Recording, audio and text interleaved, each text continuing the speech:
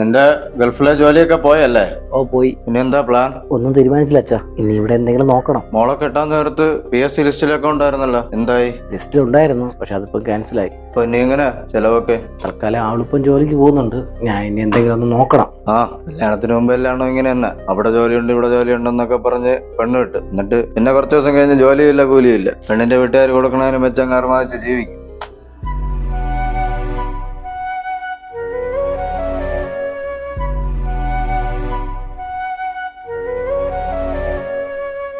അച്ഛൻ എന്തോന്നല്ലേ ചേട്ടൻ്റെ അടുത്ത് പറഞ്ഞത്? നിന്റെ ചെലവിലല്ലേ കഴിയണത്, അവൻ്റെ അടുത്തൊക്കെ ഇതൊക്കെ പറയാൻ പറ്റൂ. അച്ഛാ, അത് എന്റെ ഭർത്താവാണ്. അങ്ങേർക്ക് ജോലിയില്ലെങ്കിൽ ഞാൻ നോക്കും. അതിൽ അച്ഛൻ കയറി ഇടപെടേണ്ട ആവശ്യമില്ല. അങ്ങനെ ഞാൻ തന്നത് വെച്ചാൽ അവൻ ഉണ്ടാക്കണ്ട. പിന്നെ എന്തിനച്ഛാ അതൊക്കെ തരണത്? നമുക്കൊരു ബുദ്ധിമുട്ട് വരുമ്പോഴല്ലേ നമുക്ക് അത് ഉപയോഗിക്കാൻ പറ്റുള്ളൂ. എല്ലാം കെട്ടിപ്പിടിച്ചോണ്ടിരിക്കാൻ പറ്റുമോ? അങ്ങനെ പെണ്ണിന്റെ വീട്ടിൽ നിന്ന് കൊണ്ടുവച്ച് ജീവിക്കണമെന്നൊന്നും ഞാനായിട്ട് കണ്ടിട്ടില്ല. അച്ഛൻ എങ്ങനെ അച്ഛാ ജെമിയെ പോലെ ഞെളിഞ്ഞിങ്ങനെ ഇരിക്കണത്? അമ്മയുടെ ശ്രീധരൻ പൈസയല്ലേ അച്ഛൻ അധ്വാനിച്ചുണ്ടാക്കിയാൽ നല്ലല്ല. അവിടെ നിന്ന് കിട്ടുന്നതിലല്ല കാര്യം, അത് സൂക്ഷിക്കുന്നതിലാണ് കാര്യം. ഒന്നാമത് ജോലി ചെയ്താൽ നിൽക്കുകയാണ്, പോരെന്ന് വന്ന് ചോദിക്കും, ഒരു കൊടു.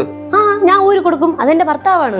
എന്റെ ഭർത്താവിന് എന്തെങ്കിലും ബുദ്ധിമുട്ട് വരുമ്പോ ഞാനല്ലേ നോക്കേണ്ടത്? അച്ഛാ, മക്കളെ കെട്ടിച്ചു വിട്ട് കഴിഞ്ഞാൽ അവരുടെ കുടുംബ ജീവിതത്തിൽ കയറി ഇടപെടുന്നത് മാന്യമാർക്ക് ചേർന്ന പണിയല്ല. ഞാൻ ഇവിടെ വന്നും പോയി, ഞാൻ പോണം. ചേട്ടാ ബാ, നമുക്ക് പോവാം. എന്നാലും നീ അച്ഛൻ്റെ അടുത്ത് ഇങ്ങനെയൊന്നും പറയണ്ടായിരുന്നു.